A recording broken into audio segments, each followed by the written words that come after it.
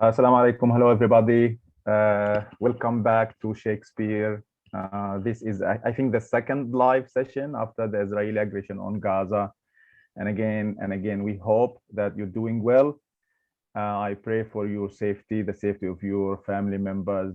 And I don't know how helpful it is to say that studying and reading Shakespeare is also cathartic in a sense, cleanses us of so many negative things, hopefully. But I also want to assure that you have nothing to worry about in so many ways. Do whatever you can do for the course, for the remaining assignment. If you need time, I'll give you extra time. And I'll also be around to help, whether online or at university, for more sessions or revision sessions. I also would like to welcome Margaret Litvin, Professor Margaret Litvin of Boston University. She's a friend of mine, a friend of ours.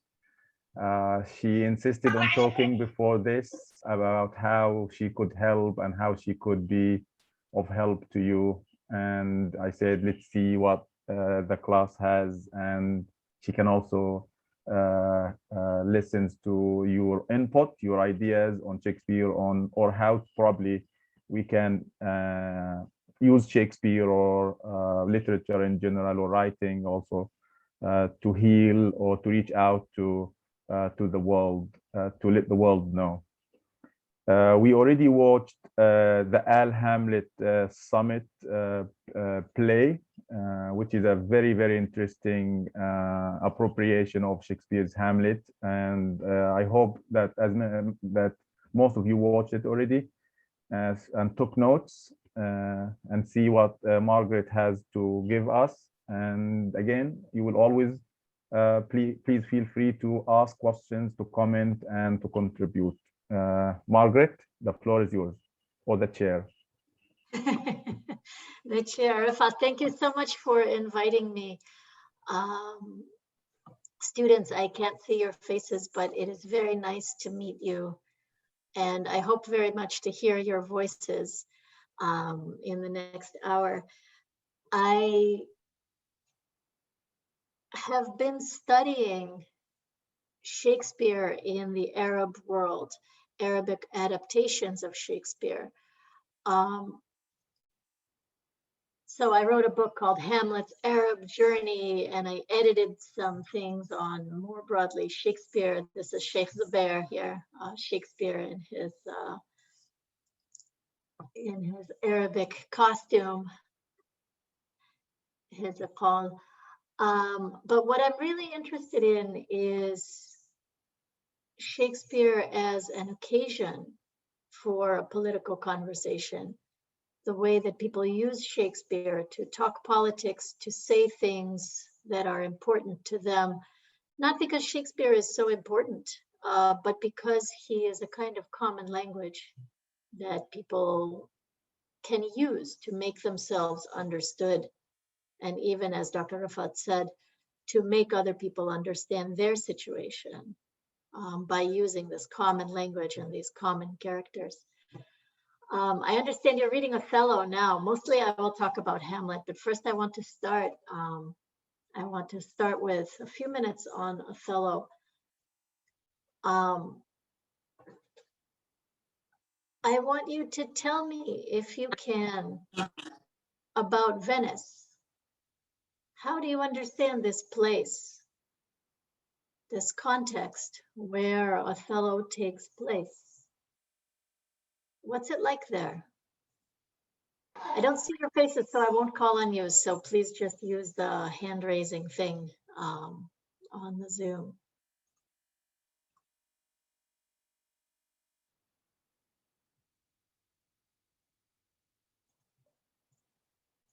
Tell me about Venice.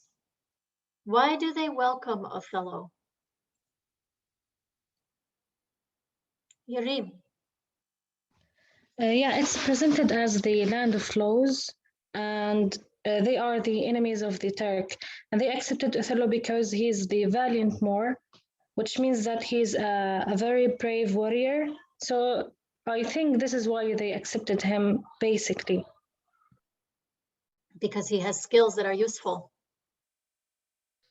Yes. Sounds good. Yara, what do you think? I believe the same thing. Like they have a thought, like everyone in the Western, or most of them, that the Arabs are barbarian, that they have their ways in fighting, that they are smart, and something like that. But what I like, I have a thought about like, yes, he's a great warrior and everything under that, but why did they promote him?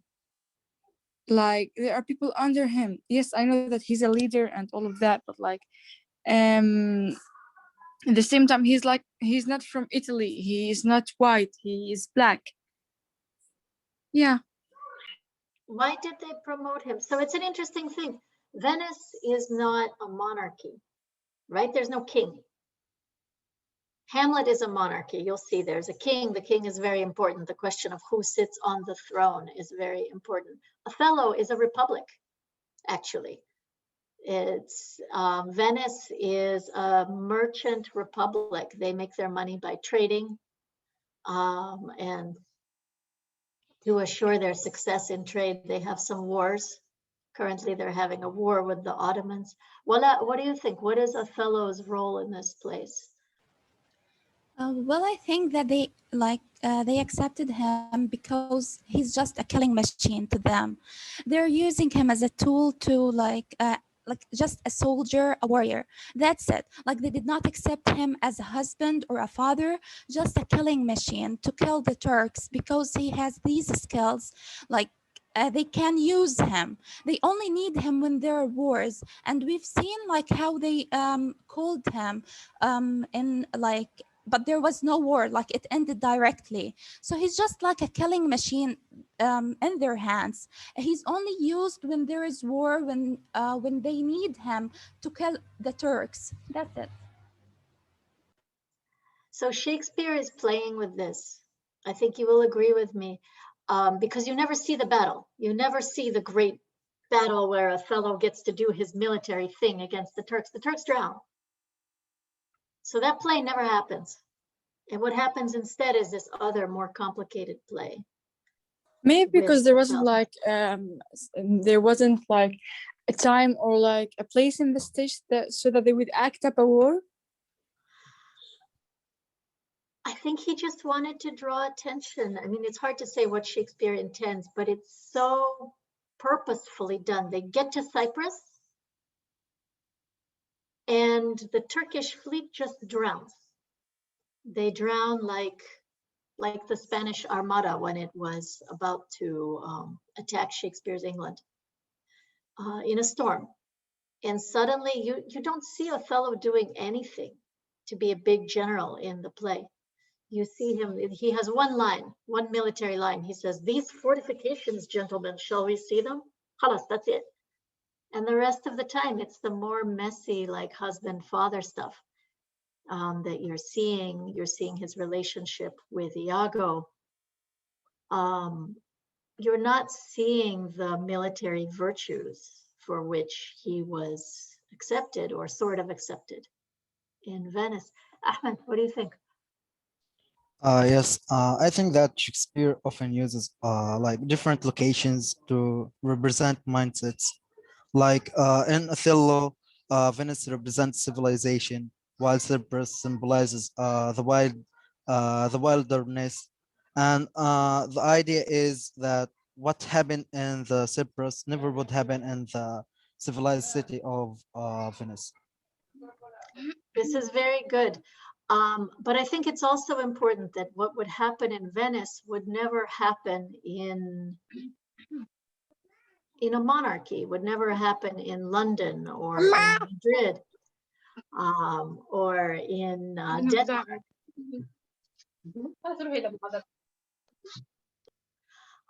So I think it's interesting to see too. The promise of a republic is meritocracy. The promise of living in a place like Venice, whether you're reading The Merchant of Venice or you're reading Othello, they're both set in Venice. It's the same place. It's a mercantile place where all anybody cares about is money and success. And the message is meritocracy. The message is if you have valuable skills, you can succeed here. And of course, as in all societies like this, there are limits.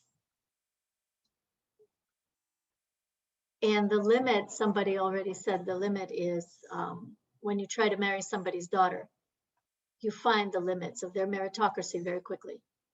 You find their prejudices and their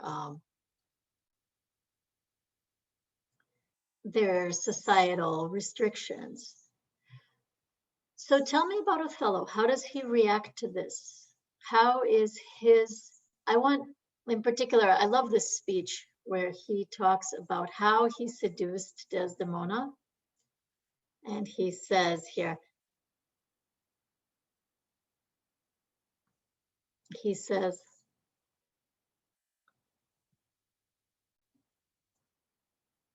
this one, he says, rude am I in my speech, a little blessed with the soft phrase of peace for blah, blah, blah, blah, blah, blah, blah, blah, blah. Is he rude in his speech, in fact? Sorry if you already talked about this with Dr. Rafat. Is he actually a bad speaker? No, at all. He's so eloquent. No, he's not.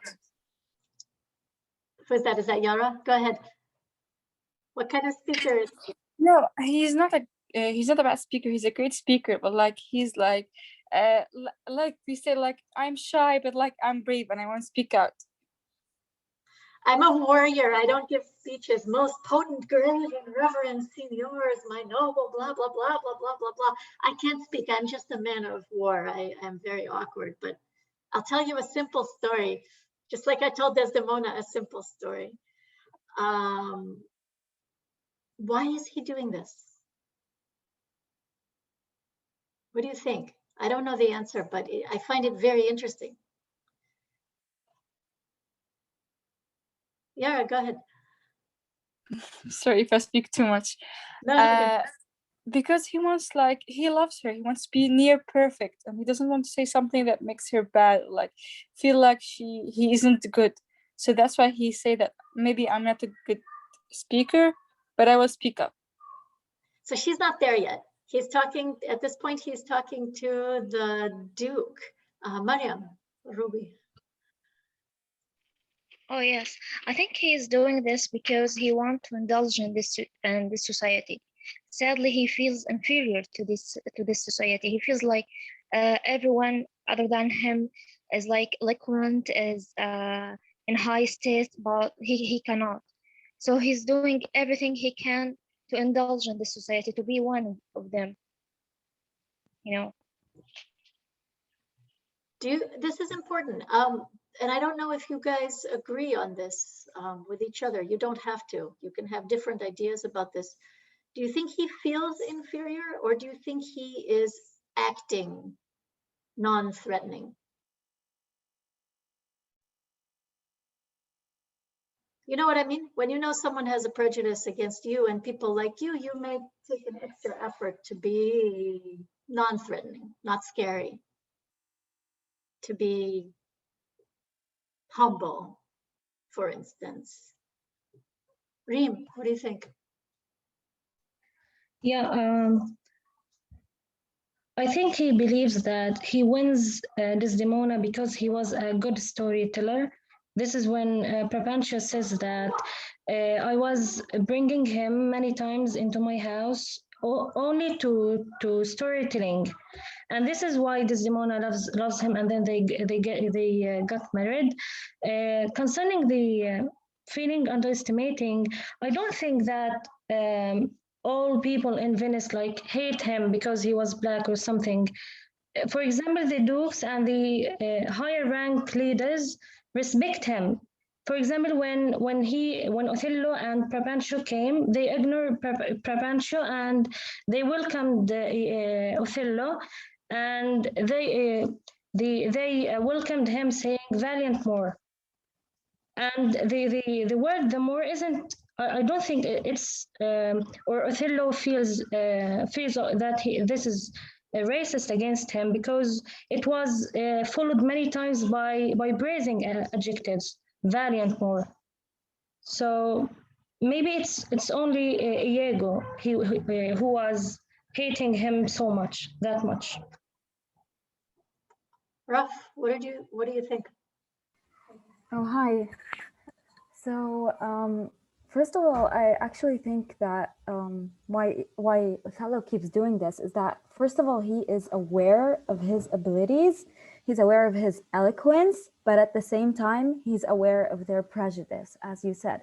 So he's kind of like, displaying his abilities, but at the same time, he's telling them, well, no, I'm still on the safe side. I'm not trying to look better than you, so don't worry. Do I think that Othello does think he's inferior? Yes, he does to a certain level. When you're living in a society that is constantly trying to remind you that no matter how good you are, you're still not good enough, you are going to feel inferior. And that's one of the reasons that makes him doubt Desdemona, and that makes him feel that, yeah, she might actually betray him. That's just what I believe. I want to ask you guys one more thing about Othello. When he actually courts Desdemona, what do you think about the stories that he tells her? Do you remember this? These stories he tells her about men whose heads grow beneath their shoulders, and cannibals, and the anthropophagi, which is another word for cannibals, and how he was sold to slavery, and how he was a child soldier, etc. What do you think about these stories that he has chosen to tell? Yeah, Reem, exactly. Flesh man eaters. Wala, what do you think? Yeah, I think that like mentioning these stories is basically he was trying to like westernize himself. He was trying to indulge in the society. Like not just these stories, but also he was just like trying to show himself as a man of like logic, a man of evidence, and a man of numbers. So like going back to that question that you raised, basically he's aware of their prejudice. However, he knows that he's inferior. And I think that we're all like racist by nature, and it's so yeah we're all like racist by nature. We like it happens. And I think that Othello like was aware that he's the more between them, so he was trying to just westernize himself. So he was just mentioning these stories as a way of like showing her that he does not belong to them. He's not like them. He's westernized. He's civilized. That's it. So this is really interesting. Why would I don't think you're wrong at all, but for the benefit of everybody else in the class, I think it would be good to explain. This is the stuff I just pasted in the chat, some of this speech of his that he said he's speaking about. Why would speaking about these exotic things? I mean, frankly, these fantasy things that don't exist, like men whose heads grow under their shoulders. Shakespeare took that from a Latin source called Pliny. Why would that make you seem more Western, to speak about all this Eastern and Southern stuff? Can I? Sure, Farish, go ahead. Okay, I think that Othello have inferiority complex, that he wants to show them that I am like you. I'm not barbarians like Turks and Ottomans and these people.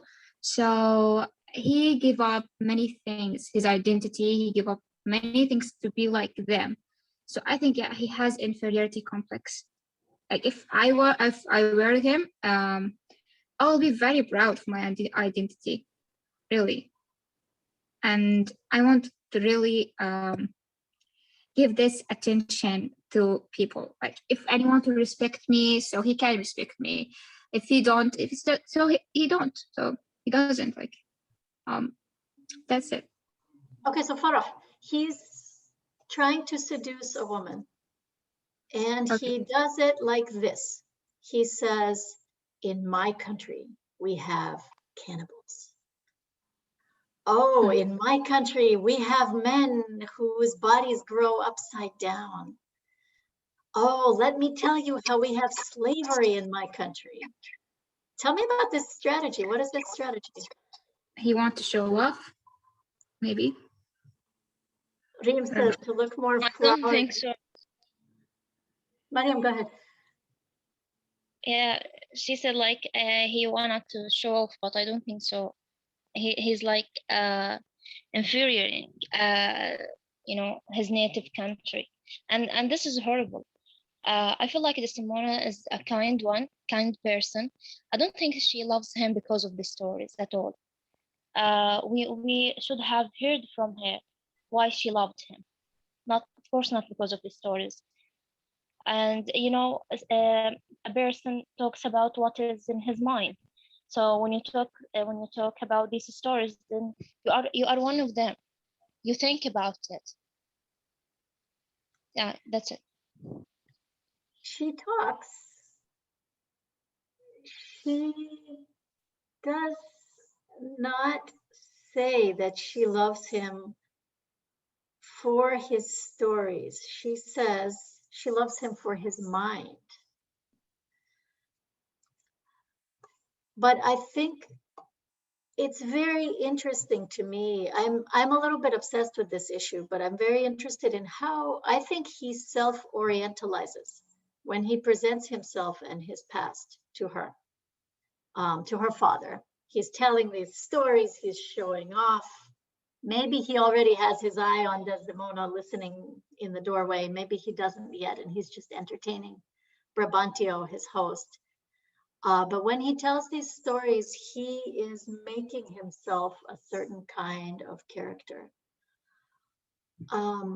In some of my conversations with Suleiman Al-Bassem, the Hamlet director whose show you watched for today, I have asked him, Suleiman he's a nice guy, he's a friend, he's about my age, and we talk very frankly about this. And I asked him, aren't you kind of doing an Othello?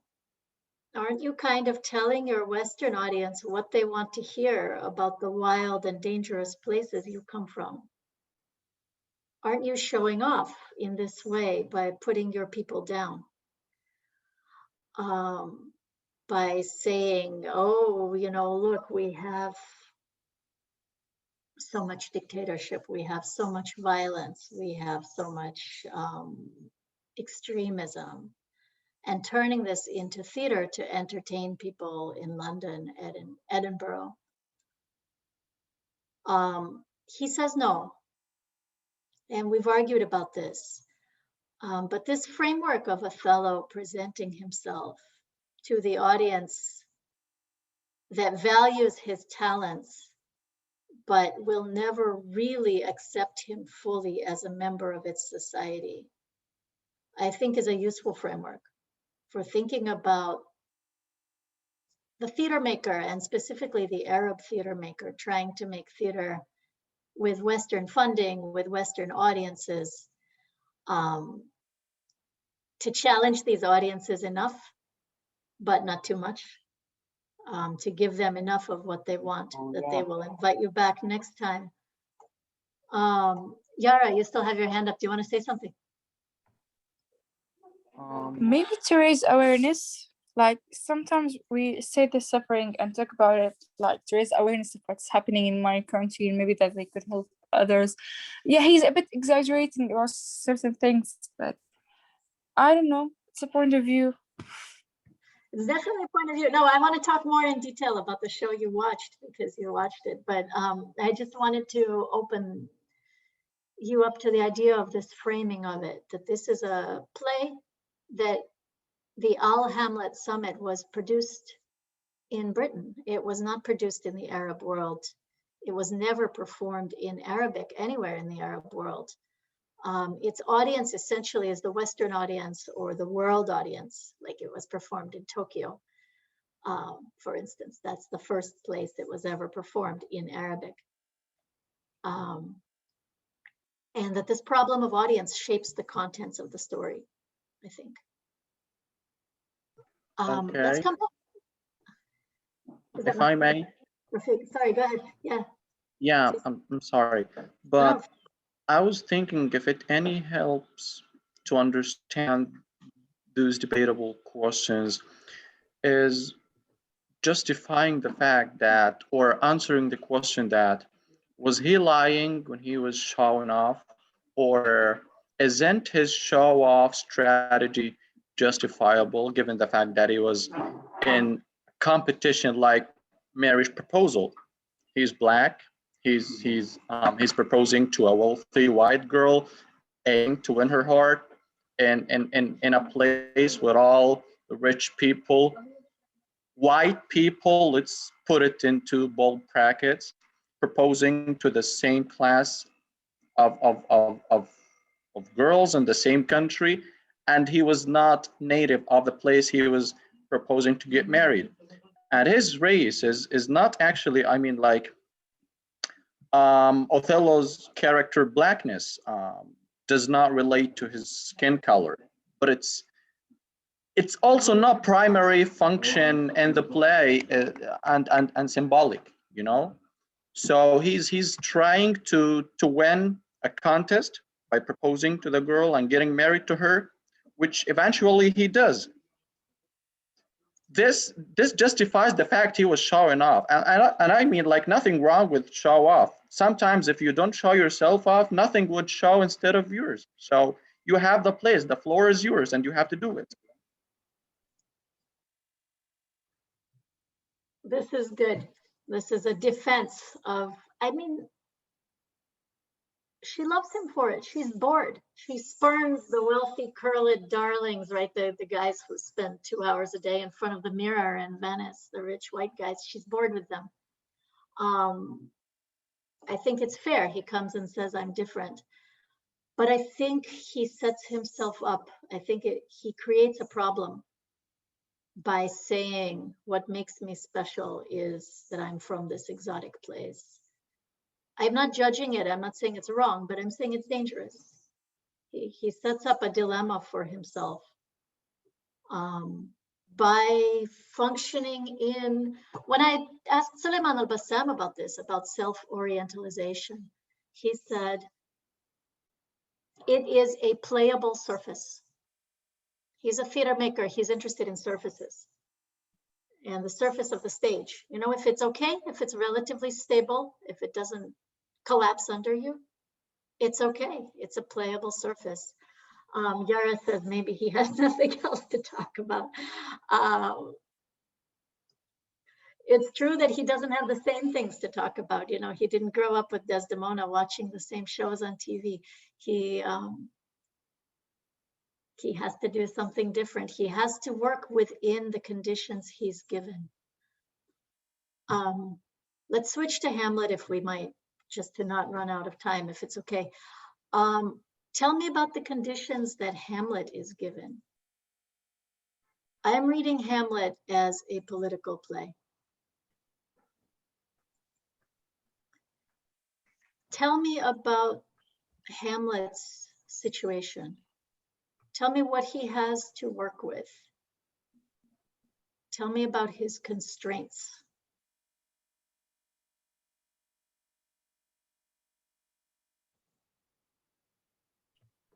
Why can't he just, you know, all the questions about Hamlet are why can't he just take revenge? Why can't he just act? Why can't he?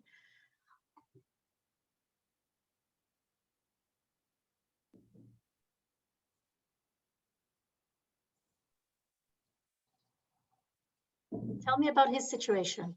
Why isn't he the king?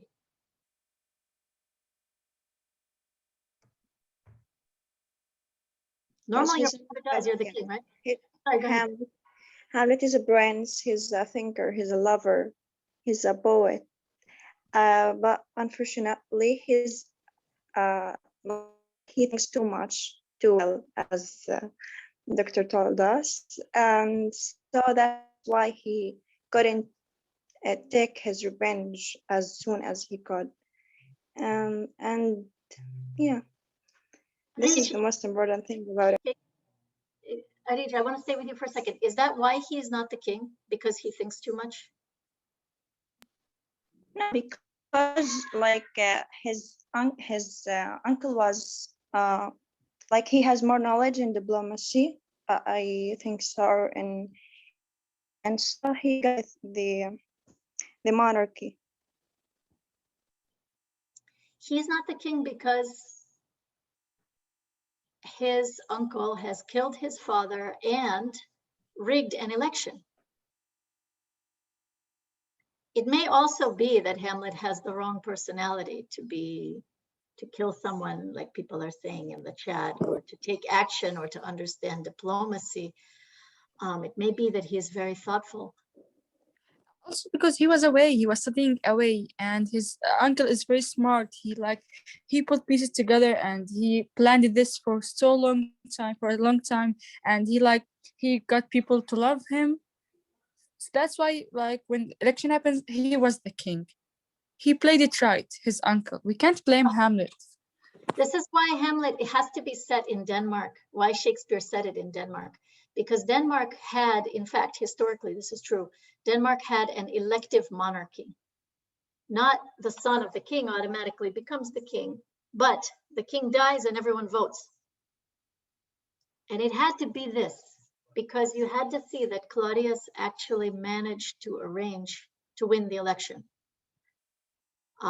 So Hamlet is somebody who has been dispossessed. He could have won an election, but it was rigged. He was out of the country. Claudius was better prepared, like Dina just said in the chat. And so Claudius wins the election. What else? Tell me about spying and surveillance in Hamlet.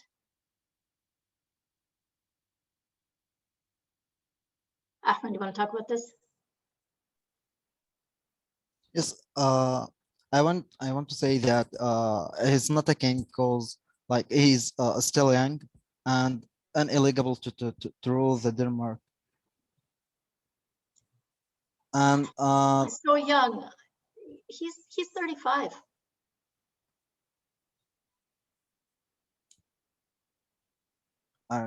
They treat him like a child. You're right. yes, and because of his actions that makes him ineligible to be a king.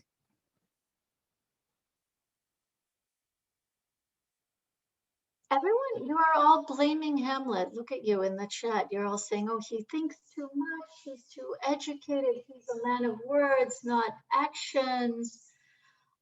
He waited too long. He should have killed him while he was praying. I want you to appreciate what about 50 years of Soviet and Eastern European and then Arab directors have appreciated about Hamlet. You don't have to agree, but I want you to see that this is a factor too. Hamlet is in a very difficult situation. He is being spied on from all sides. He's being observed. There is almost nobody he can trust except Horatio, who is a nobody in the kingdom. His own childhood friends are being recruited as informants against him. I want to show you one scene, if I may. I'm going to try to share a video. Say something if this doesn't work. I'm going to try to share a short video with you. This is from a movie version called Hamlet 2000. So this is Julia Stiles playing Ophelia, and this is the nunnery scene where she is meeting with Hamlet. In the scene just before the one that I'm going to show you, you will see that in the scene just before the one I show you, you see Polonius, her father, reaching down Ophelia's jacket, down into her shirt, to put on a microphone, to record her meeting with Hamlet. So she's actually wearing a mic during this meeting. This is their meeting. Can you see okay? Yes.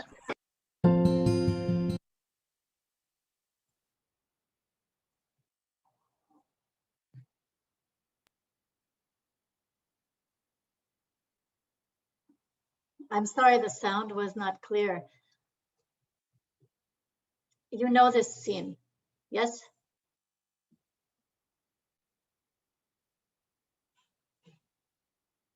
Hello?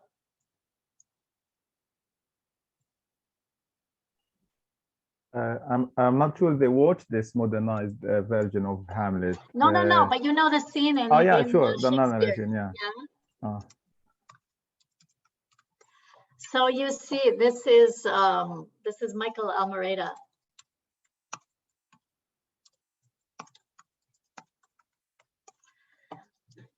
I'm showing it to you because I was very impressed with his use of the surveillance technology. In this film, there are microphones, there are cameras, and you see that Hamlet is living in a surveillance state. He can't even have a meeting with his own girlfriend without her being essentially an informer for the state.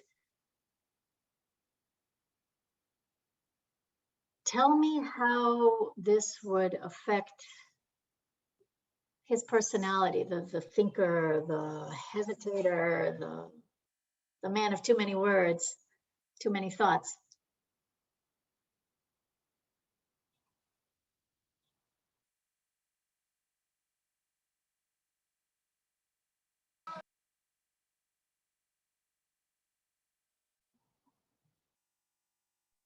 Oh, yes.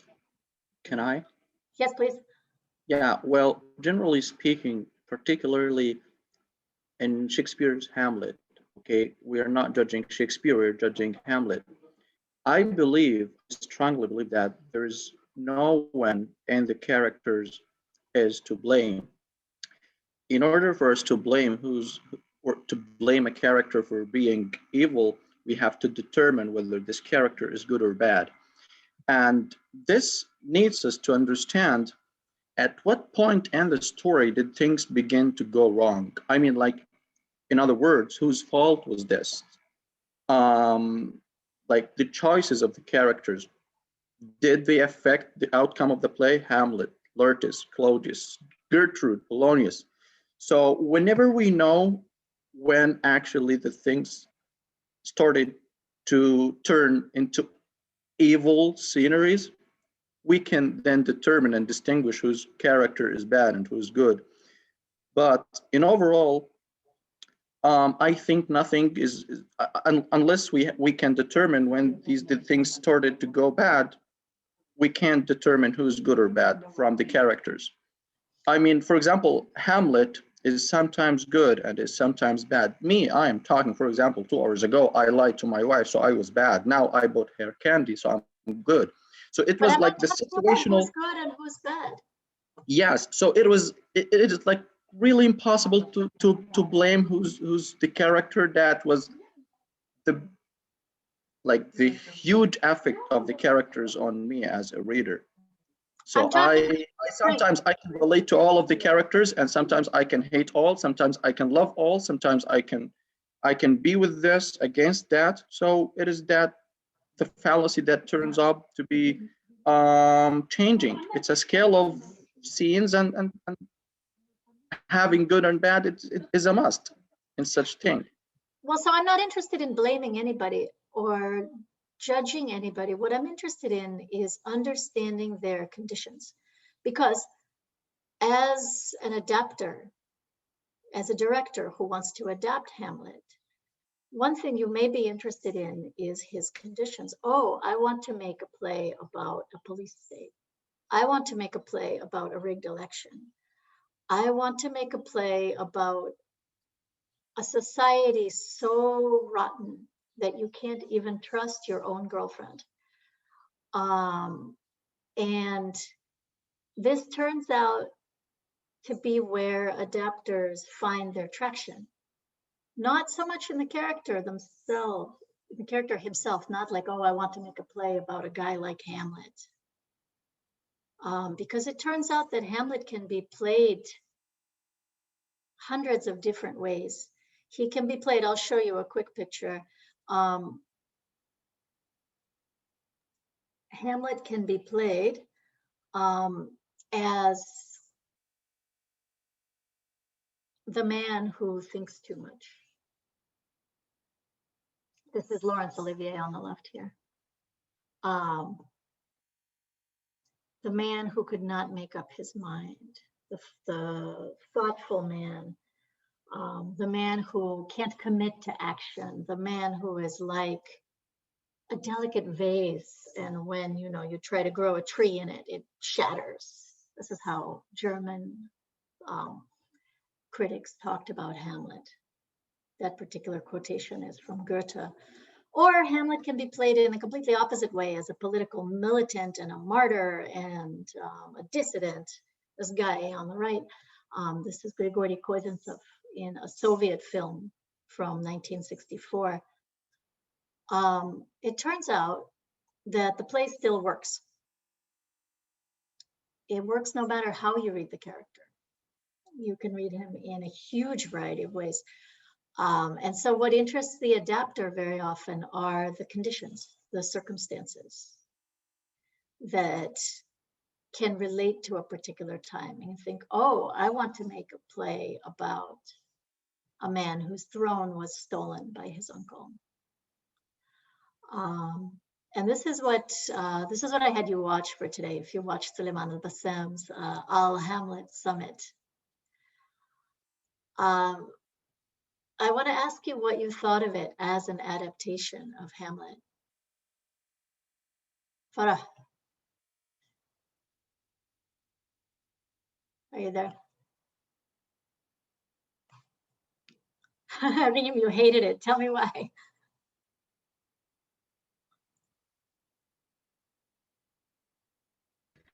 Yeah, so I actually was expecting something really, let me say, generalized, can be generalized about the Middle East or Muslims at least. But what I found was that the idea itself of presenting Muslims and Islam as terrorists and using Islamic means like niqab or hijab or masjid or once you hear the Quran or Hadith, and then at the end of the play, you are the bombers. You are the one who kill innocents, who kill gatherings of civilians, and that's it. I think if the author or the director of this show thinks or believes that he would deliver an idea about Islam or the issue of Islamophobia by writing this and by directing this, I think this serves not our goal in letting us being understood by the Western or the European, but there's, I mean the anti-Islam bigots. Because, for example, if I am a Western or European or know nothing about Islam, and I have desires and motives about literature, and I want to watch the adaptation of the very famous Hamlet into the Middle East Hamlet, and then I saw what I saw, I will have the idea that the Muslims and Islam are the terrorists. Because even if yes, we witness Muslims or women wearing hijab or guys who say that they are Muslim, and they bomb or they kill innocents and civilians, they are only a few portion of our community, and this mustn't be generalized, because the thing that will be in the Westerns or in the Europeans' mind about Islam will be this idea. He must have done something different, I want to say. Wala, what do you think? Yeah, so I agree with Reem in one point, which is they used the niqab and the Quran, they were using the Quran and taking it out of context to serve the plot of the play. However, the whole time I was watching the play, I was just linking Suleiman al-Bassam to Othello. But then I remembered that this is just an instance of globalization, like a globalization of politics, how just one event can affect the whole world, just like the 9/11 affected the whole world. So I don't think that he was generalizing the idea of being extremist or Muslims being bombers. But the thing is, like, it's challenging the worldviews and the stereotypes. Like, everything is linked. So, like, the link has to develop without violence and conflict. That's the idea that he was trying to he was trying to convey. So, like, linking everything, but without violence, without conflict, without the supremacy of the West. And we've seen, like, the arms dealer who was speaking like fluent English, which I believe, like, it's my opinion. I believe he, like, symbolizes the supremacy of the West. He was just the one who triggers the conflict between Hamlet and his father and the other characters. Like, he was the one responsible of the conflict. He was there. He was fueling hatred. That's why I believe he symbolizes the supremacy of the West. Tell me about the arms dealer. This is interesting, right? He wears a white linen suit. Yeah, he was. Tell me about him. Who does he sell arms to? Well, I think, like, in Othello, the play, in Hamlet, the play, he's just like the ghost. However, the thing is, here he appears many times, and he appears to all the characters. First, he appeared to Hamlet, telling him that Claudius killed your father, and then he started appearing to what's her name? Gertrude, telling her, like, he was just like a ghost. He was just appearing to all the characters and just, like, penetrating and just being like them, and he was just fueling hatred. He appears and he sells to all the characters. He sells, like, he's ready to provide weapons to anyone who's prepared to pay. So he sells weapons to anyone, like, to any one of the characters. So this is what, so this conversation that Reem and Wala are having now is exactly the conversation that I had with Suleiman al-Bassam. I said, aren't you stereotyping the Middle East? Aren't you making a story about a generic place? You can't even tell if it's Lebanon or Iraq or what, in which you have authoritarian secularists on one hand with corruption, and Islamist extremists on the other hand with violence. And he said, yeah, but I'm also making a story about the West's role in creating this, and the petrodollars and the arms dealers. And this is exactly the conversation we had. I think it's interesting. I think we're both right. I think you are both right. And all of these things are in the play. Right.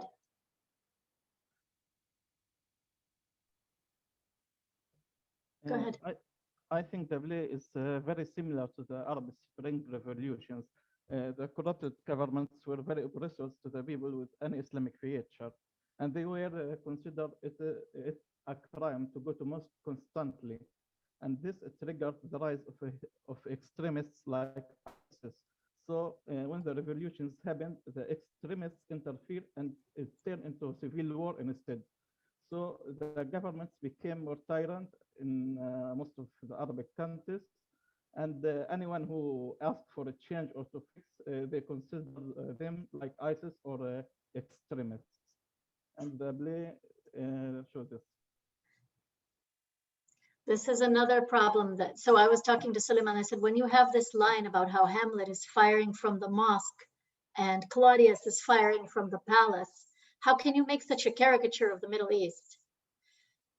And then 2013 happened, and in Egypt, the coup of now President Sisi against the Muslim Brotherhood. And there it was, you know, Hamlet was firing from the mosque and Claudius was firing from the palace, and it was exactly that caricature, and it was playing out. And it was tragic, but I had to admit to Suleiman that I was wrong and that he was not creating an unflattering picture based on nothing. I don't know how much time we have left. I don't want to keep you too long. I know it's later for you. Rafat, how much longer should we take? I think, I don't know, but we still have time, no worries. Maybe 20 minutes, 15. All right. Tell me what you think about al-Bassam's use of Hamlet for this. Imagine he had made a play about the same topics with similar characters, but without Hamlet, without Gertrude, without Polonius, without Claudius, without Laertes, with, Ahmed and Muhammad and Reem and Asma. How would it have been different? Why did it need to be Hamlet?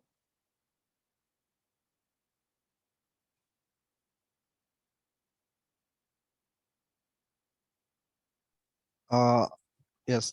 For me myself, I don't want to be Hamlet because I see Hamlet as a murderer.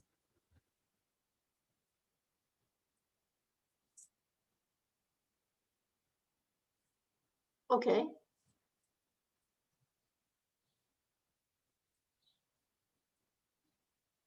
But actually, we could not blame Hamlet totally. He also a victim of the hallucination of his father ghost. I do not know if it is a true ghost, but also he is under pressure of the ghost. So he is a victim also. We cannot blame him totally of the killing. Yara. Although he is a prince and we have this stereotype of prince and princesses, but he wasn't treated fairly. Like people were spying on him, and this played a big role in not being a good person also. And yes, playing the ghost played a big role in like putting ideas inside him that he should kill and all of that. But like I feel bad for him. And I certainly don't want to be a princess if that will be the situation. So you guys are thinking like readers of Shakespeare. This is good. But I also want to make you think like directors of theater. You are making a play. Let's suppose even that you are making a play like the play you saw, like Mu'tamar al-Hamlet. Let's say you're making a play about how corruption and surveillance and authoritarianism can drive a decent man who starts out as a student to anti-regime violence, like Hamlet in this play. Let's say you're making a play about the situation that Ophelia faces and how she gets herself out of it tragically in this play.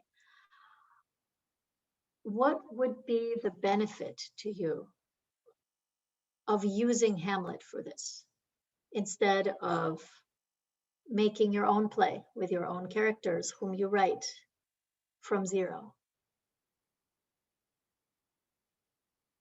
Is the question clear?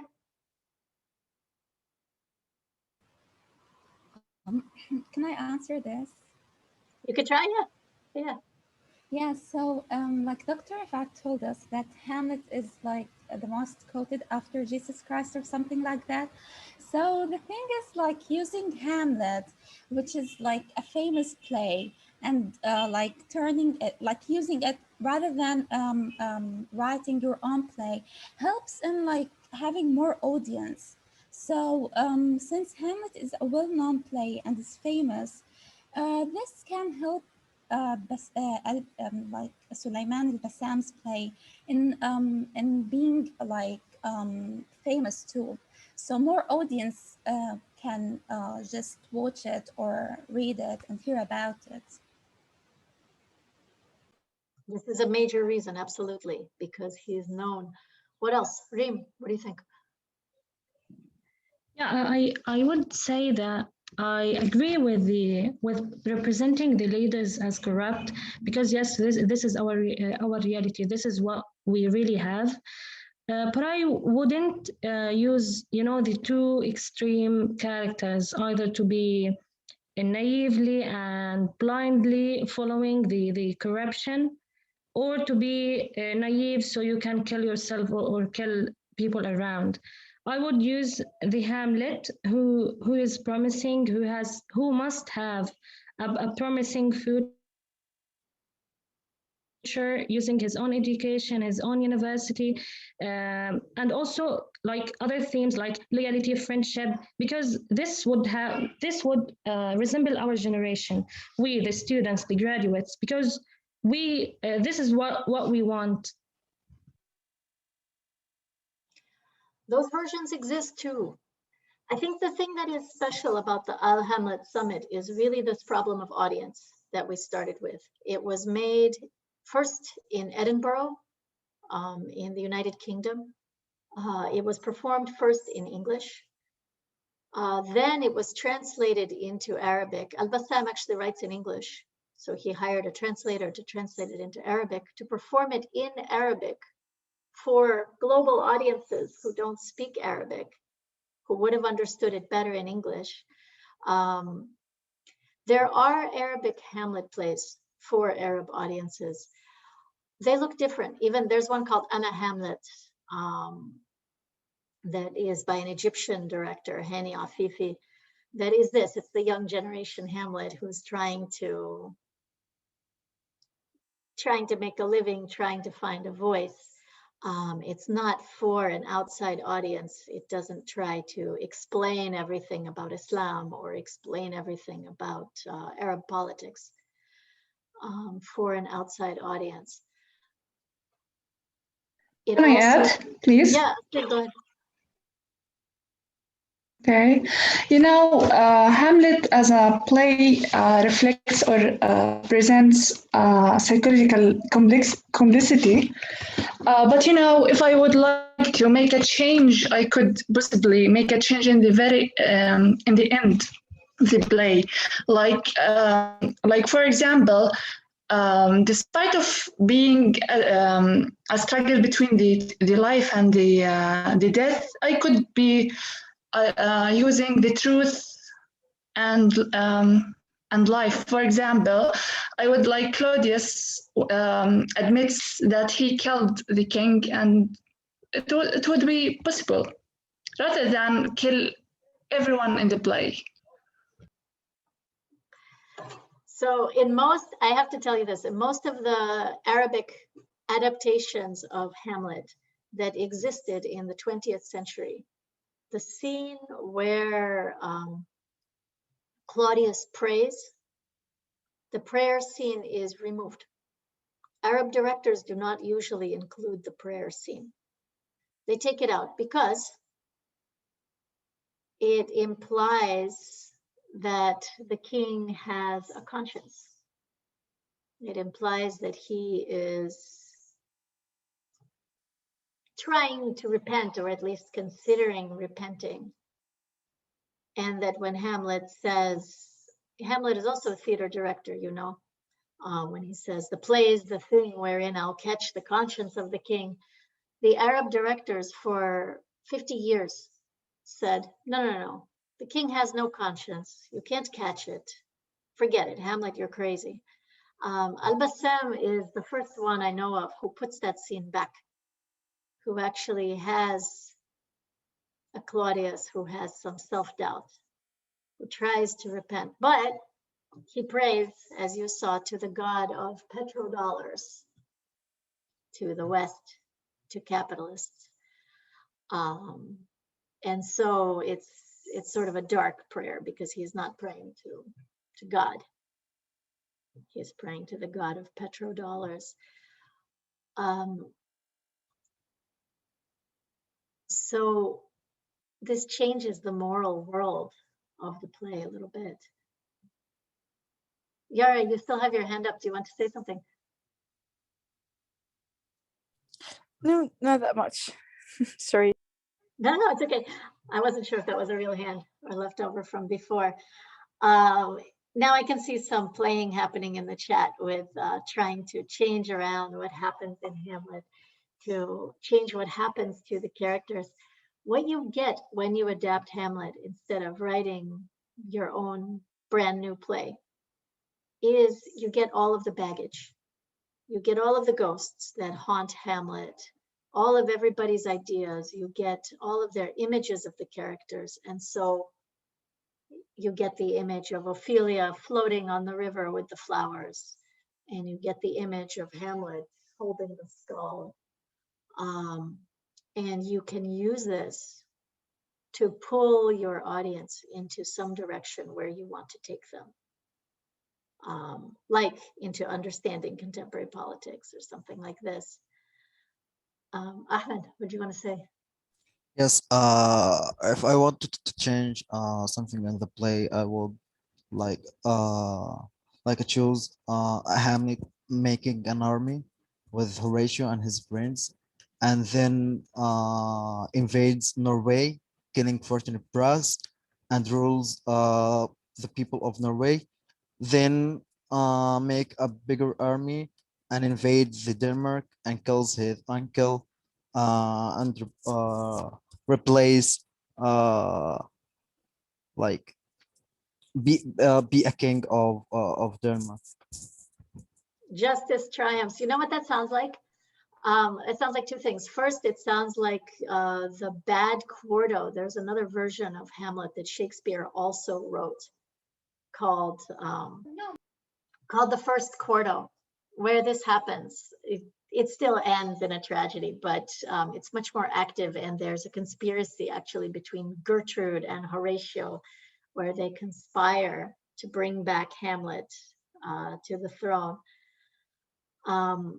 It also sounds like King Lear, where Cordelia comes with an army from France and defeats her evil sisters and takes back again the throne. In the first Arabic adaptation that we have of Hamlet, there is a happy ending. Hamlet survives. He takes the throne. This is his ending here. I'll show you.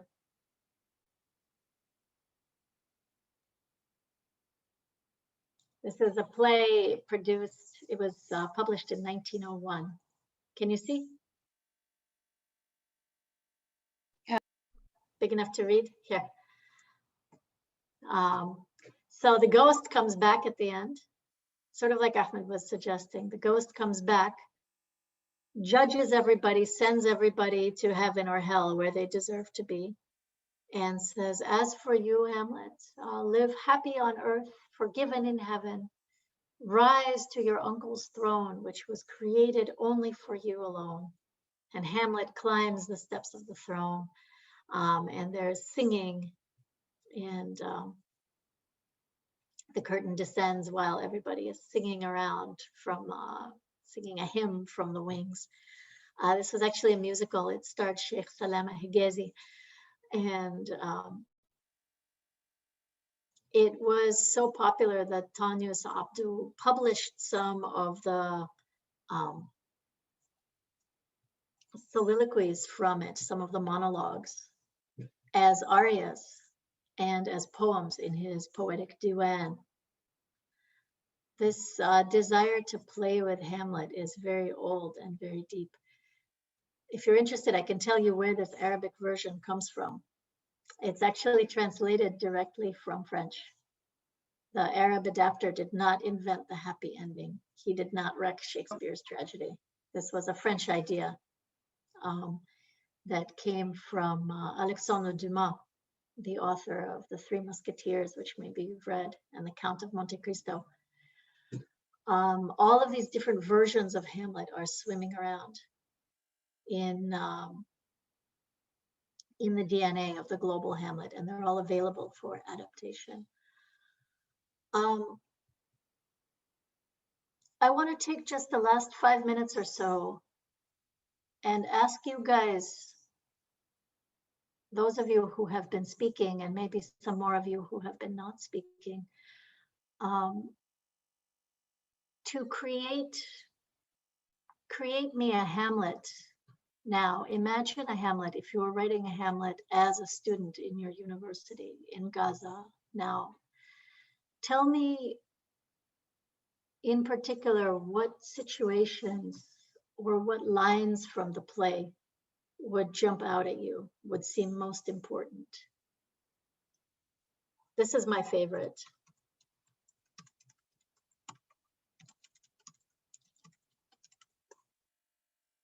There are others that I showed you, ranging from to be or not to be, all the way to there's a divinity that shapes our ends. How would you do this? If you wanted to set Hamlet, yeah, lost all my mirth. He's depressed, Yarim. How would you do it? Let's hear some ideas and let's see if we can build something here. Mariam, start us off. Okay, the first thing that comes to my mind, the line the Hamlet says in the last scenes, when he says, "I am Hamlet within." I think this is like something in our characters as Palestinians from Gaza, to tell the world about our identity, about to let like the world hear our voices. So we always repeat like, I am Palestinian, I live in Palestine, Gaza is from Palestine, and that's it. So I feel like I'm identified with this statement from Hamlet. I am Hamlet the Dane. This is I, Hamlet the Dane. Good. What other key lines jump out? Yeah.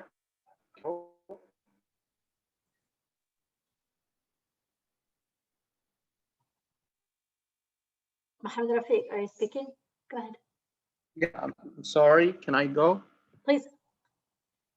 Yeah, well, the line that I always have in mind regarding or despite the difficulty we are facing on a regular basis here in the Gaza Strip, whether Palestinians in Gaza or in the West Bank, because it's really challenging to manage all the conflicting demands of life and on a really small scale of life and daily routines. For example, it's really hard for Western audiences to imagine how challenging and unbearable life under occupation is. So we always have in mind the similarity of the meaning of Hamlet's line, which is, there are more things in heaven and earth, Horatio, than are dreamt of in your philosophy. So I believe that we, not only I,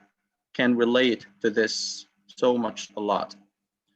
We are adjusted to specific types of actions for a daily basis because basically we are not allowed to go outside and break the chains of this routine due to the different circumstances neighboring us or surrounding us.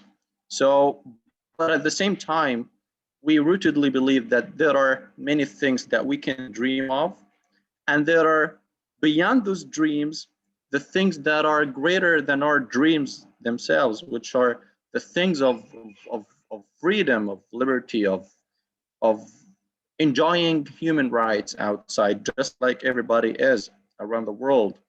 And if I may have one more minute, I would throw one example of a session I had online with a friend abroad 2 weeks ago.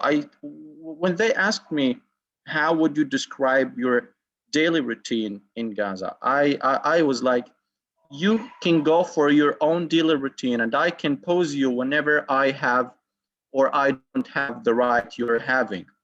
So they was like, okay, I will come in the morning and I go to work by the train. I said, pose there, I don't have a train. Then he says, after work, I go to reunite with my high school friends in Philadelphia while I'm in Washington. And I was like, okay, stop there. We're not allowed to go outside than 37 square kilometers. Then he says, okay, at night I can go travel to or have or to go to a movie. I said, you can stop there. I don't have a movie. I can't travel to have a football match. I cannot go to have that and that. So it was like, or it is still conflicting, challenging to dream and to think of those dreams as reality as well. So those lines are the things that come a lot to our minds, not only as Muhammad's mind, but also as Gazans, as Palestinians, as people who are under the same scale of brutality, of oppression at the same time. I'm sorry I'm taking a long time of yours, but it was like the only and the foremost line that I always think of.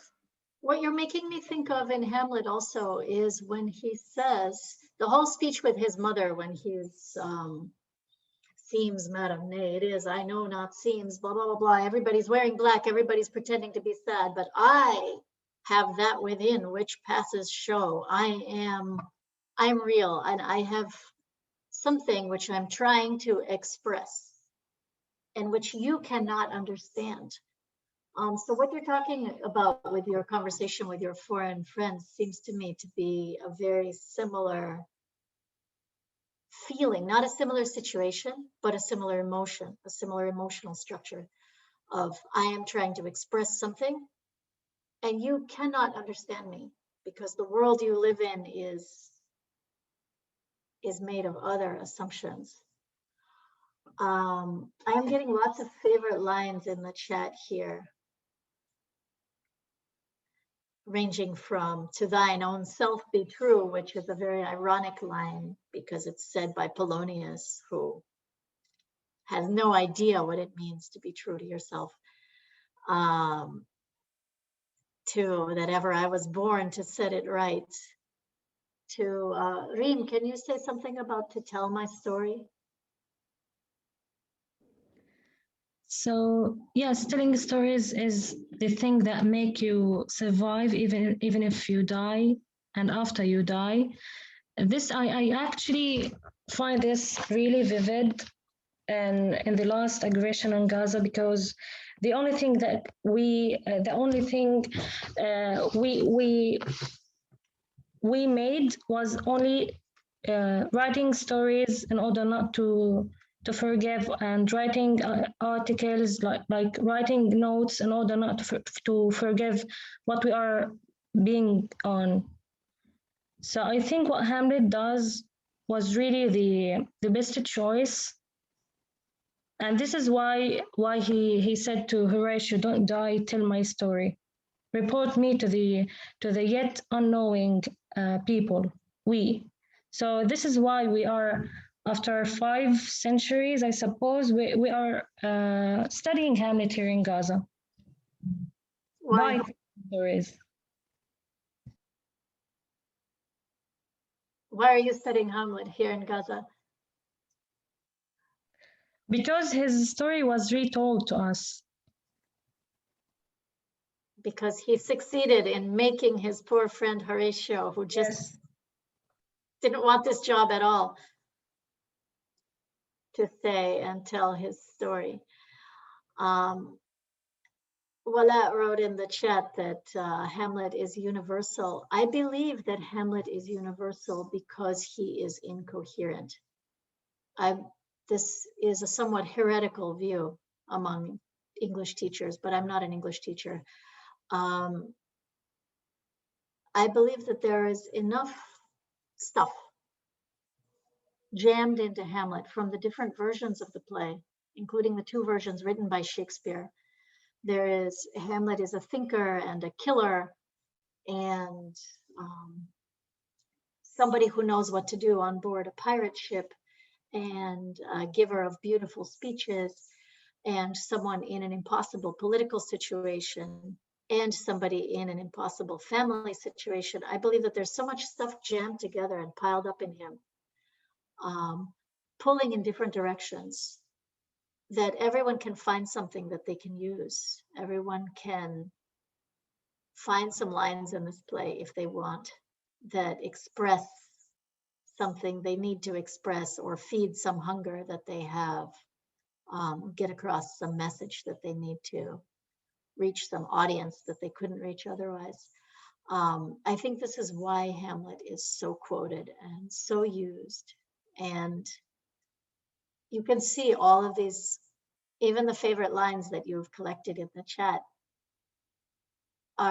they all pull in different directions. They all look like they're drawn from different plays, if you look at them. There's not a single Latin message to Hamlet, which I think gives adapters so much to play with. I'm going to stop here. If you have questions, I'll hang around, and I'm happy to talk about anything.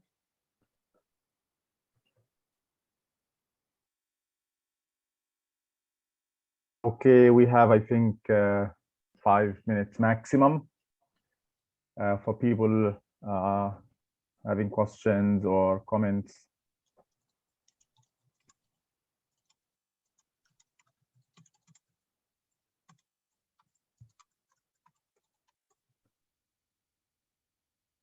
I just put my email in the chat if people have. Sometimes it happens after your classes that your students are so good, they come with follow-up questions. Okay. And they say, but professor, we didn't discuss this and we didn't think about that, and it just occurred to me, whatever. And I am happy to be in touch. Okay, I'll also pass your email address to those who couldn't make it, if they're interested in more follow-up. Okay, anybody? I think I want to say something that I like to point out about Othello, going back to Othello, about the anthropophagi. There are two things here. I'm not sure, did you watch the BBC TV show comedy about Shakespeare, the Upstart Crow? No. Oh my God, you're lucky you haven't watched this. You need to watch this. It's beautiful. Okay. It's taking Shakespeare, all Shakespeare plays, like adding them in a salad, in a bowl salad, making salad, and bringing elements from different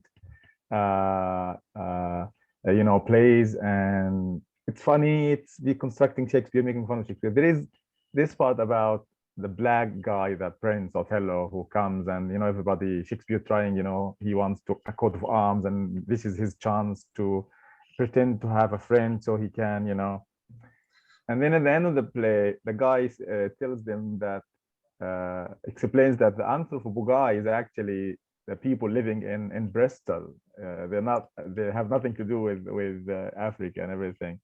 But the fact is that Othello tries to assimilate. He does the impossible to assimilate. He converts to Christianity. Even he uses Arabs and words referring to Muslims as insults. Have we turned Turks? And he does the impossible to distance himself from those people as much as possible. So that's partly why he uses this, to impress people and impress Desdemona and everybody else. And he uses this to say that I am different. Yes, I'm black. Probably I'm different. I'm more narrative than logical, more sentimental than rational. But I'm totally different than the people out there. Probably I am going to be the buffer zone between you and those savages back there. And for many people, and many of my students usually point this out, this is one reason why some of my students prefer Shylock over Othello, because he is disowning his background. He is, he is demonizing and dehumanizing Arabs and Muslims and Africans. Meanwhile, Shylock is usually proud. It was actually Shylock who kept bringing his identity as a Jew, as Jewish, and scorned my nation, and I'm not going to dine with you because I'm a Jew and I don't eat your food. So while in his own way, Shylock was proud and bragging of his background and being a Jew, and for me, the loss of his religion and identity was probably even worse than the loss of the money or even his daughter. On the other hand, Othello is saying, no, I'm different, but despite that, he's still not being accepted by what's his name, by Iago. And again, Iago represents many people there in Europe, probably at that time. And I think I agree. Not sure where I read this. People were saying that for many people in the Elizabethan, for the Elizabethan audiences during Shakespeare, Iago could have been the protagonist, defending Europe against the infiltration of those non-white, non-Christian people. Do you know why he's named Iago? Somebody told me he's named after Santiago Matamoros, the Moor killer, St. James. Interesting. And the only time you actually see a Turk in the play, it's terrible. It's at the end when Othello is killing himself. He said there was a Turk, and I killed him like this. He becomes the Turk and the Muslim.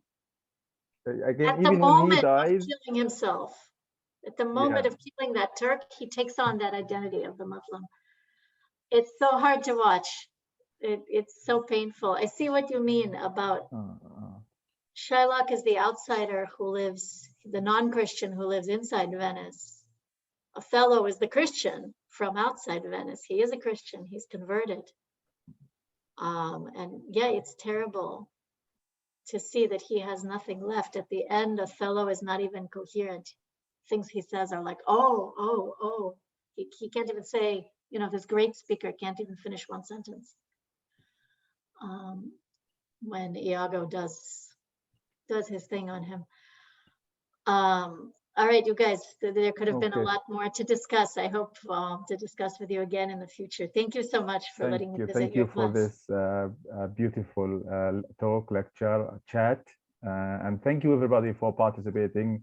I'm sure that the silent majority also has many ideas. They can always reach out to me or comment. I'll post this on the Facebook group. You can always contribute the way you like.